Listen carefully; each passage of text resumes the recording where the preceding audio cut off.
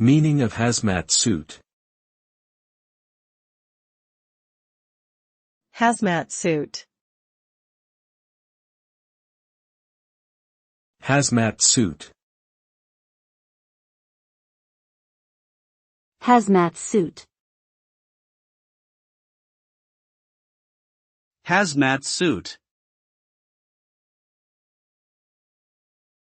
A hazmat suit, short for hazardous materials suit, is a protective clothing designed to shield the wearer from dangerous or toxic substances. These suits are typically worn by workers in industries such as chemical manufacturing, emergency responders, or medical professionals when dealing with infectious diseases.